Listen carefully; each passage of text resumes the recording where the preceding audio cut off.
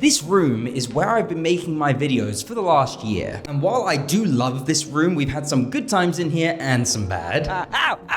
There are some drawbacks to working in here. Before I moved to this room, I used to do this really cool green screen effect in my videos where it looked like I was actually in the game. But pulling off that effect took so much work. The green screen was made up of lots of fabric pieces stitched together, which meant mistakes were bound to happen. And fixing a 2-second mistake would literally take hours of extra effort. Basically, making VR videos in this room was complicated and took way longer than it should have. So wouldn't it be great if I had a room whose sole purpose was to be the perfect VR content creation studio?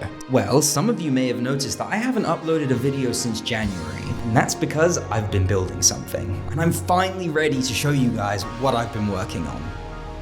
Welcome to my VR content creation studio. This is where I'm going to be making my videos for the foreseeable future, and honestly, I couldn't be happier with what we've been able to make here. Just to be clear, when I said I've been building this, I don't mean some builder was building it for me. I mean I was literally outside with my dad building this thing by hand. Which may be why it's taken 3 months to do this, but you know. But anyways, when I realized this was actually going to be a thing, I sat down and really thought about what I wanted to achieve with the space. And I came up with 3 main goals. Number 1, make this room as efficient as possible for VR content creation and streaming. Because Lord knows streaming and creating VR content is hard enough as it is. Goal 2, add things to this room to improve the quality of my streams and recordings. And my final goal was to bring my green screen effect back, but I didn't want to just bring it back, I wanted to make it even better. So with those goals in mind, let me take you on a tour. So the first thing you might have noticed is that half of the room is green. No more spending an hour stitching green screen fabric together before recording or streaming. Now if I feel like streaming or recording, I simply just press the record button, walk over here, and I'm good to go. And while we're talking about this green screen, some of you may remember that one time I tried to marathon stream the whole of Batman Arkham Shadow in one sitting, and I got about 9 hours in before I had to stop. Reason being is that my feet were hurting so much that I physically couldn't do it anymore because I was standing on a wooden floor. Well, with this new room, I decided to fix that using these foam green screen mats. And I gotta say, compared to a wooden floor, these are pretty damn comfortable, and I will be able to do some long streams standing on these. Now let's move on and talk about one of my favorite things in this new studio, which is my OBSBot Tail Air camera. This is the main camera I record with whenever I'm playing in VR. Reason being is that VR is more physical than just sitting and playing a game at a desk, and I tend to move around a little bit. Sometimes I'll even be crouching around when the game requires it. So if I was recording myself with a normal webcam, which I used to do by the way, I would go out of frame when I did those things, which isn't a great viewing experience for you guys as viewers, and it's a pain in the ass when I go and edit. But the Tail Air uses AI to track my position, so I can move left, right, crouch,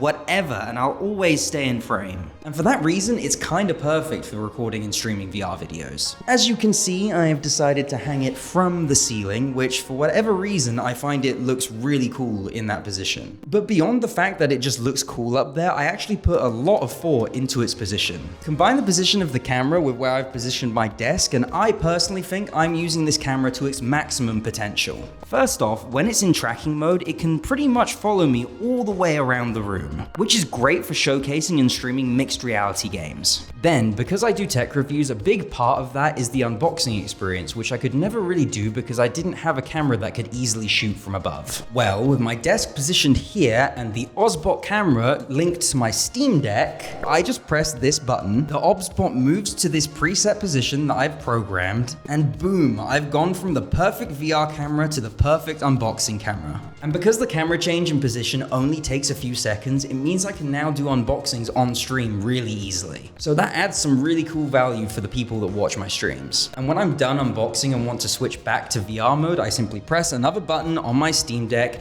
and it moves the camera back to its original position. So cool. It's honestly such a cool camera. It's one of the better purchases I've made as a VR content creator. If I could make one improvement, however, to the camera is that it's limited to 4K 30 FPS recording, and it would be perfect if it did 4K 60. Oh, and just to be clear, I'm not sponsored by OBSBot at all. I just really like their camera. But hey, Obsbot, if you're watching this and you feel like sponsoring a VR content creator, just hit me up. And while we're still talking about cameras, I was thinking about ways I could improve my live streams. There's always this moment at the beginning of my live streams where I'm sitting at my desk after saying hello to everyone and greeting everyone into the stream, where I have to stand up and put on my VR equipment. That usually means fumbling with the headset, controllers, and starting all of the recordings that I need to do, then switching to the gameplay scene. And honestly, it's not the most entertaining thing to watch. There's even times when I move out of the webcam completely, so it's just an empty webcam stream that you guys are watching while I fumble around. So to fix that, I've added a camera up there in the corner. And this will serve as like an intermediate camera that will bridge the gap between sitting at my desk and stepping into VR. It's a small change, but I think it will make my VR streams just that more enjoyable for you viewers. Then finally, I want to talk a little bit about that green screen effect I used to do. The one where it kind of looks like I'm vlogging in a video game. Obviously, with this space here, the green screen is always up, so just like when I want to do a live stream, if I ever want to try and do the effect, it's here ready to go, which cuts down on my production time dramatically. But like I said, I didn't just want to bring the effect back, I want to make it even better than it was before. The way I used to do this effect is I had this wired webcam and then I 3D printed this enclosure that the sensor went on top of. And then I just hold the whole thing in my hand. And what this led to is the gameplay footage being really unstable and shaky at times. Then another issue that I had was because I was making these videos in my bedroom, I didn't have any control of the lighting. And that meant it was kind of super obvious that I was using a green screen to do this effect unless I spent hours and hours in the edit color correcting. So how am I going to improve? Well, first, I now have a wireless camera which is on a stabilizing gimbal, which means my recording should now be super smooth. And the second thing I can do to improve the effect is to control the lighting better, which brings me to these, which by the way are the other contender for my favorite thing about this studio.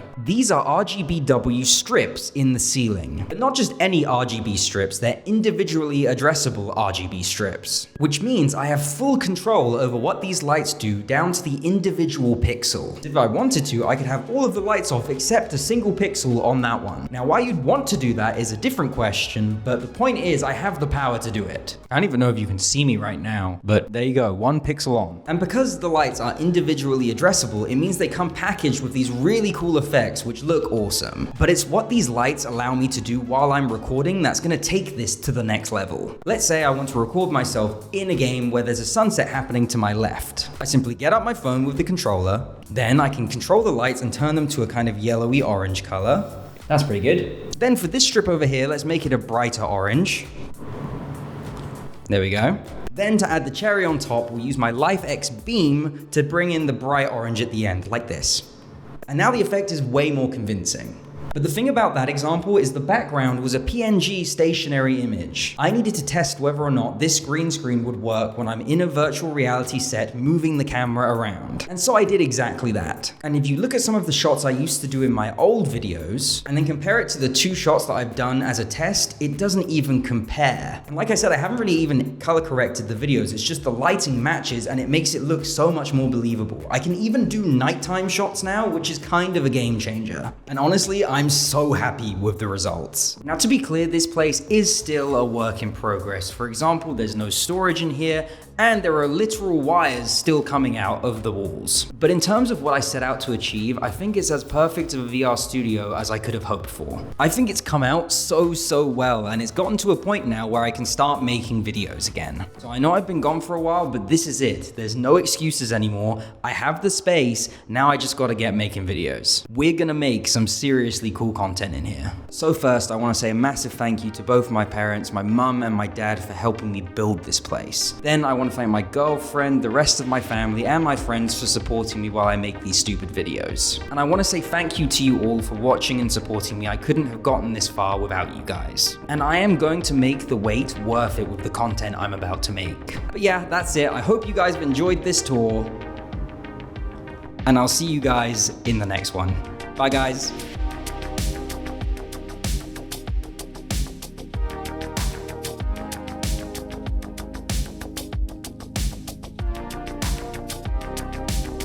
Oh, and one more thing. The next videos I'm making are on Alien VR and Herobrine Part 9.